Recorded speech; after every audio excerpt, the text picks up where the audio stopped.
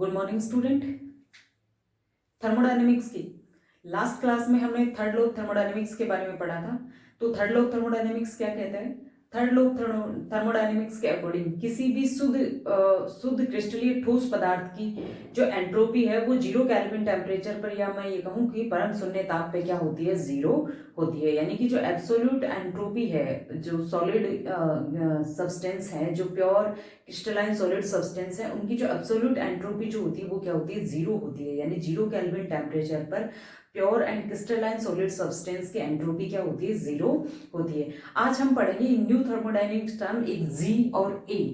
यानी एक thermodynamic term जी है और एक है ए। तो जी जो है उसको हम किस नाम से जानते हैं? Gibbs free energy. और ए थर्मोडायनेमिक टर्म जो है उसको कहते हैं हेल्महोल्ट्ज फ्री एनर्जी। ये दोनों ही energies both are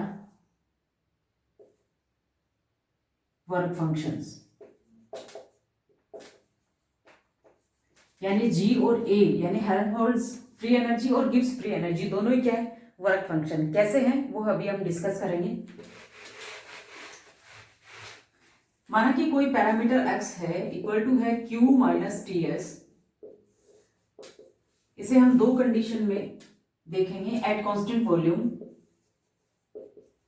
constant volume पे अब्सॉर्ब या इमिटेड हीट है वो क्या होगी? QV minus T S. तो ये किसके इक्वल होगा?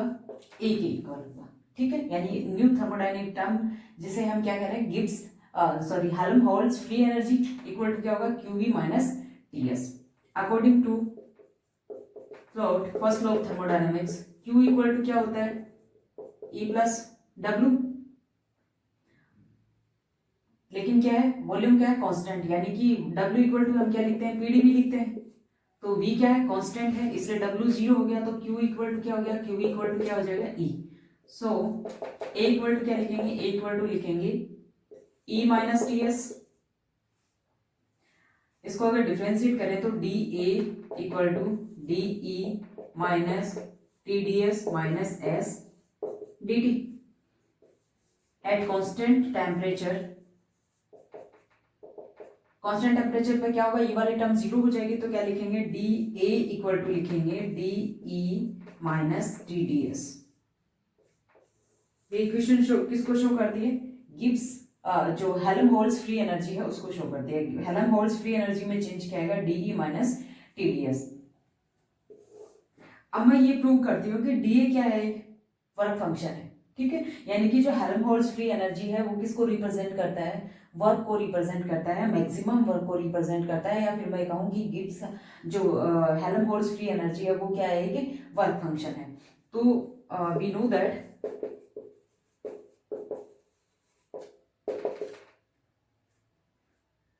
ds इज इक्वल टू क्या होता है? देखिए यहां बात हो रही है रिवर्सिबल प्रोसेस की। तो dq reversible divided by t। तो dq रिवर्सिबल इक्वल टू क्या होगा? tds होगा। यानी tds की जगह मैं क्या लिख सकती हूँ? dq reversible. सो da बराबर de माइनस tds की जगह क्या लिखूंगी? dq reversible dq। या फिर मैं ये लिखूं डी ए इक्वल टू, हम लिख सकते हैं, माइनस को बाहर रख लेते हैं, D Q minus D reversible. D Q minus D किसको रिप्रेजेंट करता है? Maximum work, D W max. यानी किसी भी रिवर्सिबल प्रोसेस के दौरान जो वर्क होता है वो मैक्सिमम वर्क होता है।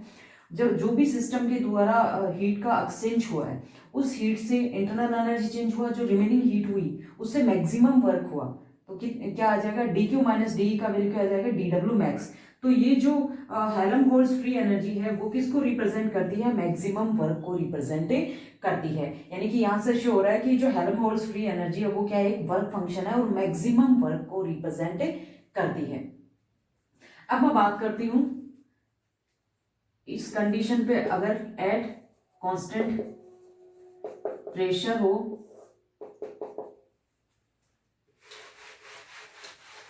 तो क्या लिखेंगे? कांस्टेंट प्रेशर है तो QP माइनस TS, ये एक न्यू थर्मोडायनेमिक टर्म G के इक्वल होगा, यानी G इक्वल टू होगा QP minus TS। We know that constant pressure पे क्या होता है, यानी कि H इक्वल टू क्या होता है QP। अगर प्रेशर कांस्टेंट है तो जो एंथैल्पी होगी वो हीट के इक्वल होगी, क्योंकि हम जानते हैं E इज इक्वल टू क्या होता है PV होता है। और डिफरेंशिएट करें तो कांस्टेंट प्रेशर की बात करें तो HP इज इक्वल टू क्या होगा E प्लस PV हो गया, यानी QP के इक्वल हो जाएगा। तो H अगर हम यहाँ लिखेंगे J, तो G इक्वल टू हो गया H minus TS।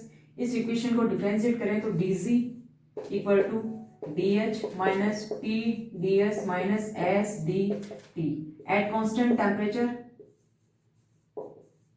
Constant temperature क्या होगा SDT जीरो हो जाएगा, तो DG इक्वल टू क्या आएगा DH माइनस TDS।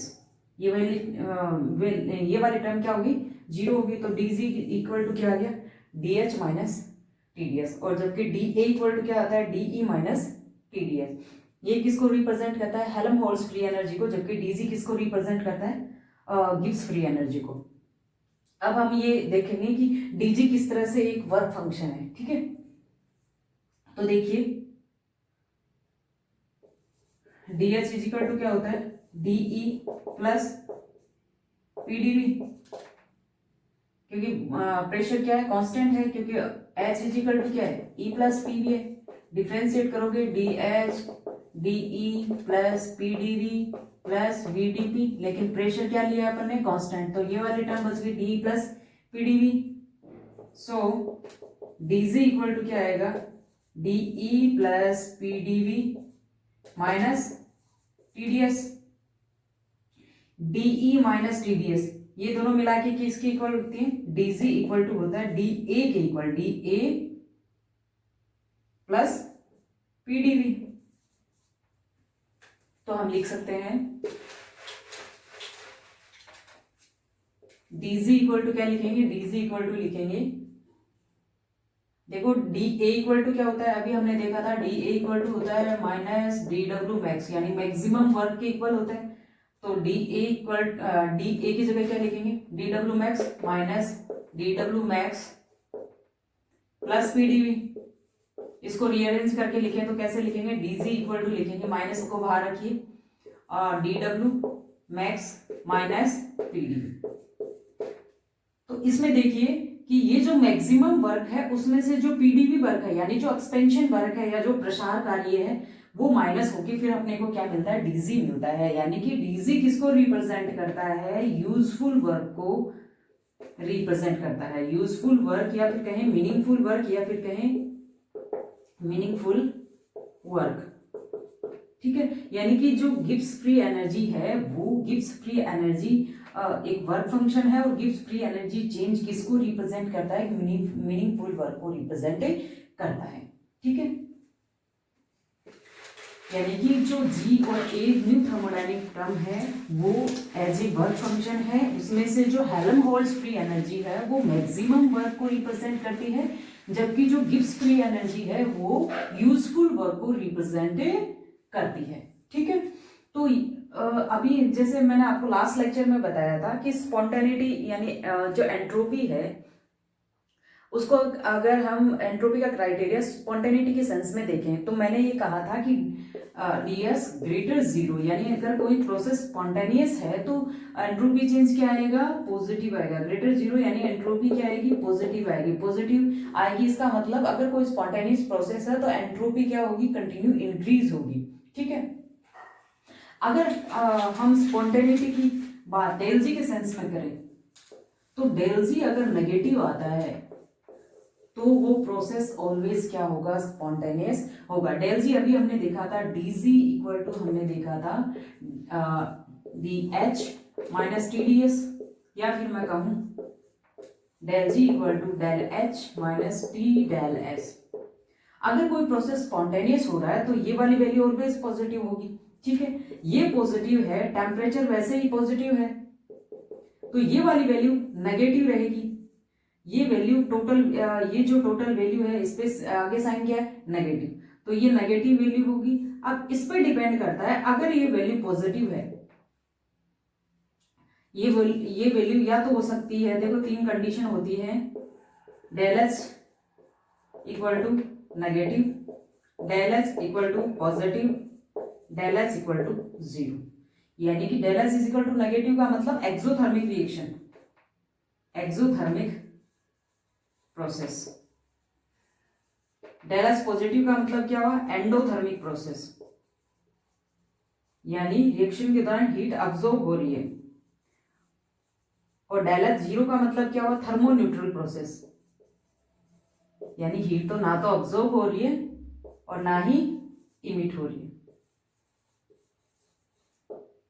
ठीक है, तो अगर प्रोसेस एक्सोथर्मिक है यानी डेल एच का मान नेगेटिव है, तो डेल एच भी नेगेटिव हो गया और ये टी डेल एच इसका मान भी नेगेटिव हो गया, तो डेल जी क्या आएगा, ऑलवेज नेगेटिव। यानी जितने भी एक्सोथर्मिक प्रोसेस होते हैं वो क्या होते हैं, स्पॉन्टेनियस नेचर के होते हैं। अब मैं बात करूं एंडोथर्मिक प्रोसेस की। एंडोथर्मिक प्रोसेस में क्या है, डेल एच क्या है, पॉजिटिव है और ये वाली वैल्यू क्या है, नेगेटिव है।